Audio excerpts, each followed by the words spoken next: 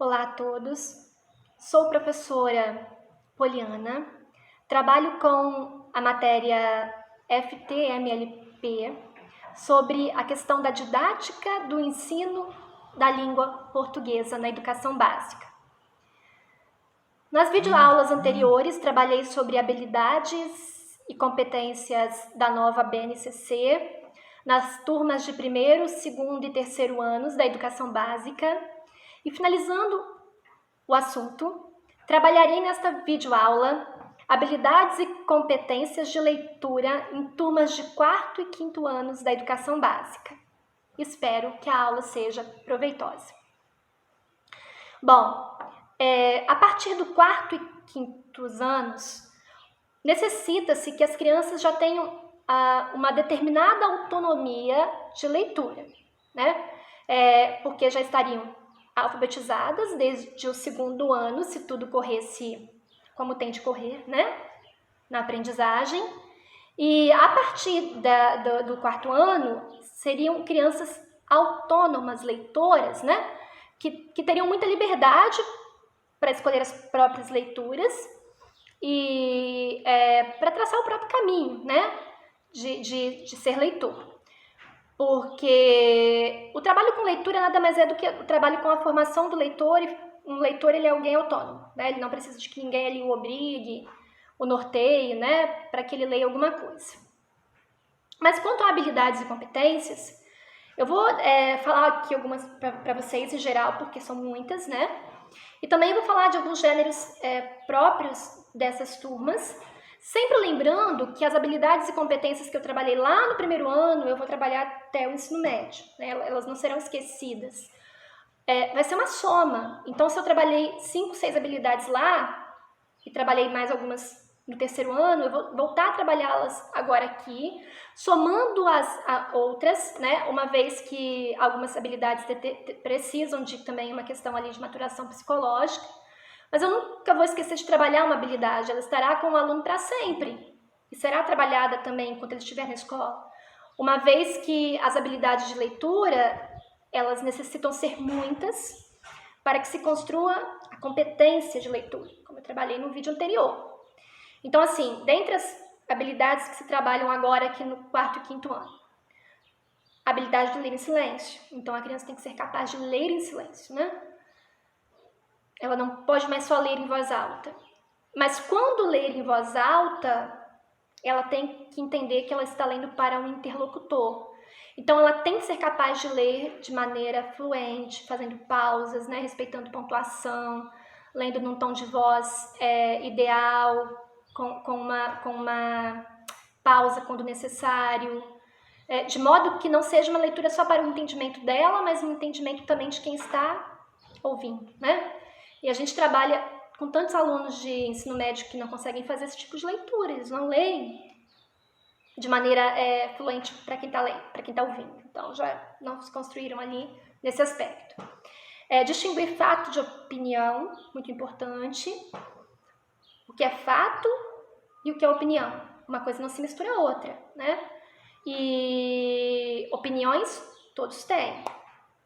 Fatos, eles não pertencem ao falante, né? Eles são científicos, eles são reais, né? Eles são comprovados de um ponto de vista ali da ciência.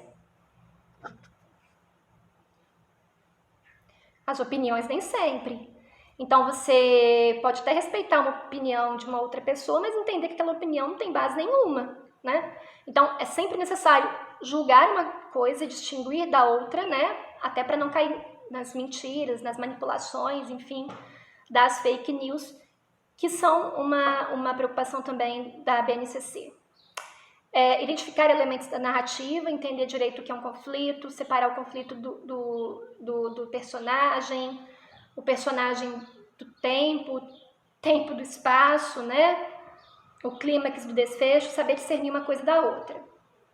A questão da leitura semiótica também, né? Não ler mais apenas o que está no texto, mas ler imagens, ler a capa, ler o contexto. Quando eu escuto alguém falando, ler, né, os lábios, as intenções da fala dessa pessoa, o discurso dela. Quando eu assisto um filme, eu estou fazendo uma leitura também. Então, é uma leitura semiótica e uma leitura multissemiótica, que ela parte também para contexto digital. Então, é uma leitura de mundo, é uma leitura de tudo que está no contexto da palavra, né? Não só da palavra em si, como já dizia o Paulo Freire. O reconhecimento de que a leitura ela é um fenômeno social, então ela tem uma relação com os gêneros. Isso tem que estar muito formado nos alunos aqui, né? Que a leitura ela se organiza a partir de gêneros textuais, que porventura também se organizam a partir de tipologias textuais, e que esses gêneros têm funções determinadas no contexto, e eu tenho de entender as funções desses gêneros no contexto para fazer uma boa leitura deles. O entendimento da sociolinguística, então o aluno ele tem que entender a questão das variedades, né? Que a linguagem ela não é apenas, não existe uma única forma de trabalhar a linguagem, então trabalhei isso com vocês no início do ano, ainda presencialmente. A linguagem padrão, a linguagem coloquial, a linguagem regional, né? As gírias, enfim. E há de se ter um entendimento que essas linguagens também cumprem funções específicas, né? Então não existe uma ideia de erro ou acerto. Eu uso a linguagem culta para determinados espaços, como posso usar a linguagem coloquial em outros, né? O diálogo, por exemplo, que é um gênero textual da oralidade, o diálogo se faz com uma linguagem espontânea, logo coloquial. A dissertação, que é uma tipologia mais acadêmica, eu vou usar a língua padrão, né? Isso aí já conversei bastante com vocês. A leitura de blogs, a leitura de vlogs, especifica-se isso na BNCC até porque é uma forma de atrair o leitor na idade, né? De 9, 8 anos, 10 anos é a idade que eles gostam desses tipos específicos de gêneros, então há necessidade de leitura de blogs e vlogs. E a construção do senso estético, que eu vou deixar para falar para vocês quando eu falar aqui um pouquinho sobre os campos de o campo artístico literário, né? Agora, em relação à questão do uso de biblioteca, de leitura, né? O aluno tem que ser capaz, nessa fase também, de selecionar seus livros e justificar suas escolhas. Então, ele tem que ser alguém capaz de já ter os próprios gostos, né? Eu vou ler A Turma da Mônica porque... E justificar o porquê ele gosta da Turma da Mônica, porque ele escolheu ler as revistinhas. Mas se ele prefere ler piadas, ou se ele prefere ler uma narrativa, ele tem que ser capaz de pegar esse livro, justificar, e também ser capaz de falar, tal autor que escreveu esse livro, e falar um pouquinho sobre a história desse autor também, para contextualizar melhor o romance, como já falei para vocês. Vamos falar agora de gêneros, né? Eu estou falando de quartos e quintos anos, então, geral, eu fiz um apanhado. No campo da vida cotidiana, como eu falei para vocês, a BNCC é dividida em campos, né? Então, no campo da vida cotidiana, o professor vai ter que ler boletos, carnês, faturas, diversas contas bancárias, porque o aluno ele tem que sair daquele mundo ali das anedotas, né? das tirinhas. Não que isso não possa acontecer, mas esses textos mais do campo da imaginação, eles vão dando espaço a esses textos da vida mais cotidiana e prática ali, para alguém que já tem uma noção da realidade. No campo das notícias, no campo da vida pública, né, são as notícias, principalmente as notícias relativas à própria comunidade do aluno. Então você vai ler o site de Linhares, já que você mora em Linhares, você vai ler a Gazeta, já que você é capixaba, né? Mas também você vai ler, sei lá, qualquer tipo de site da Globo porque você é brasileiro. E ali você já tem que levar o aluno a opinar e defender temas polêmicos já nessa idade, a partir dos 9, 10 anos. Porque você prepara o aluno aqui para se tornar uma pessoa que domina a tipologia argumentativa, que é a tipologia mais complexa, né? Mas a que mais nos conduz à vida adulta. E você precisa já começar a prepará-lo. Você não pode esperar o ensino médio para fazer isso. Então, você já pode levantar alguns temas polêmicos, claro, ali no limite da idade, né, na maturação psicológica, e já trabalhar com eles também. Aqui também já é hora de trabalhar aquela habilidade, né, distinguir fato e opinião. No campo dos estudos e pesquisas, como eu falei para vocês, estudando a vida inteira, você pode levar blogs e vlogs que trabalham temas específicos das ciências. A minha filha, por exemplo, ela gosta muito de acompanhar esse tipo de vídeo, né? Felipe Neto, mas tem muitos outros também que eles trabalham, assim, os lugares mais perigosos do mundo, os animais mais esquisitos da Terra. Eles trabalham nessa linguagem das crianças, mas são gêneros que trabalham questões do campo científico. Então, as crianças nessa idade têm muita curiosidade sobre esses assuntos e é bom o professor aproveitar. Também gráficos, diagramas, tabelas, que são utilizados na matemática mesmo, né? Já podem ser aqui também explorados em língua portuguesa, como formas de leitura, e também de dar base à criança para outros conteúdos, porque a língua portuguesa é uma matéria que é suporte para todas as outras. No campo específico artístico literário, né? Todos os textos que a gente trabalhava antes, narrativos, poemas, músicas, cantigas, tudo continua aqui. É um campo muito livre, né? O professor tem muita liberdade para trazer textos de toda a natureza aqui, crônicas, contos. Como eu falei, a BNCC ela não especifica obrigatório trabalhar isso, né? Ela te norteia, ela fala, olha, eu acho que crianças dessa idade gostariam disso, né? E você vai conhecendo a sua turma e levando os textos que essa turma gosta. Mas um texto que eles trazem aqui agora como uma coisa meio nova é o texto dramático, né? O teatro. Uma coisa também que se trabalha aqui no campo artístico literário é a questão da construção estética. Isso é muito sério, porque a arte, ela também proporciona às pessoas a elaboração estética, a construção estética do olhar, né? Para com a palavra, para com a organização artística. Isso vai dar à pessoa, quando adulta, né, mais capacidade de escolher melhor as músicas que ouve, os filmes que assiste, os lugares que visita, né, os livros que compra. E isso vai torná-la alguém com mais, não vou dizer bom gosto, porque pode cair um pouco no preconceito, mas com alguém com uma capacidade mais refinada de julgamento artístico, né? A gente sabe que no Brasil hoje isso não rola.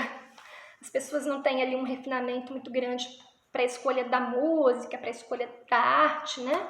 Para a escolha de filmes. É um pouco complicado. A mídia também não ajuda, a escola não consegue atingir isso. As famílias também, por condições financeiras, muitas vezes não proporcionam. E aí uma pessoa ela se torna adulta sem essa construção estética, ela não sabe discernir, né? Uma coisa de qualidade com uma coisa com menos qualidade. Eu até trouxe aqui um exemplo, né? Não é texto de criança, mas eu estava ouvindo ontem uma música no rádio, no carro. Aquela música que, desculpa, mas agride um pouquinho, né? Não sei quem canta, mas é assim: bebi minha TV, só não bebo meu celular porque preciso ligar para você. Cortaram minha luz, perdi o meu emprego, a minha geladeira é só ovo e gelo. Não vou falar nada. Mas o discurso dessa canção falava sobre uma pessoa apaixonada, a qual o amor havia, né, enfim, derrubado. Ela estava ali muito triste porque alguém havia destruído ela do ponto de vista sentimental. Esse discurso todo ser humano tem, né? Então, todo mundo passa por isso um dia. Isso aí não se respeita. Mas a maneira como eles organizaram o discurso, assim, ficou um pouco trash, né? Nada contra quem gosta, né? Como eu falei, não há um preconceito aqui, mas a gente tem que entender que há questões estéticas e que há organizações estéticas melhores, né, da palavra. É uma função do professor de língua portuguesa. Por isso que eu não levo isso numa turma de ensino médio, porque eu acho que isso eles escutam na vida, né? A gente tem que levar uma coisa que tenha uma construção mais refinada, mais erudita, né? Aí eu fui lá, peguei uma música com o mesmo discurso. Mesmo discurso. Ela fala de alguém ali que foi também iludida, manipulada por outra e está infeliz, né? Do ponto de vista amoroso. Mas o escritor, o compositor aqui escreve assim, ó: o que será que vive nas ideias desses amantes, que cantam os poetas mais delirantes, que juram os poetas embriagados, que está na romaria dos mutilados, na fantasia dos infelizes, no dia a dia das meretrizes, no plano dos bandidos, dos desvalidos, em todos os sentidos, será que será? O que não tem decência, nem nunca terá, o que não tem tamanho. A pessoa tem que, pelo menos, entender, né, que a organização dos primeiros trechos poéticos que eu li para vocês, que só tinha ovo e gelo na geladeira, né, eles são inferiores do ponto de vista estético do que esses outros versos que eu li.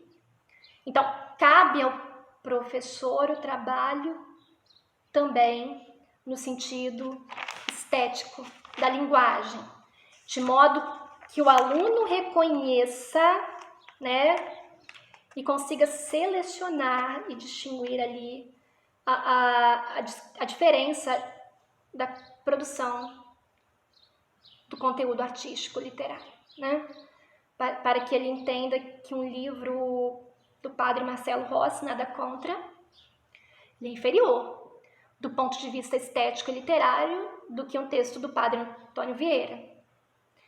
Ele tem que entender que um livro da Bruna Surfistinha, nada contra, acho que eu até li, é diferente do que um livro do Machado de Assis, né? Entender que há patamares. Então, isso fica a cargo do campo da artístico-literário, né?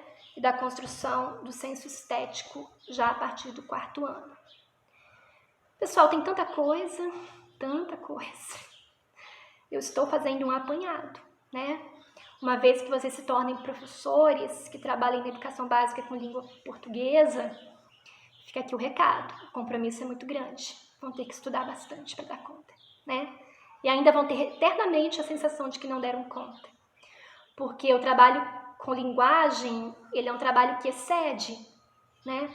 Quando você trabalha com conteúdos como geografia, história, não estou aqui, né? Sei que também são importantíssimos, você está trabalhando algo mais concretizado, né? Mais concreto.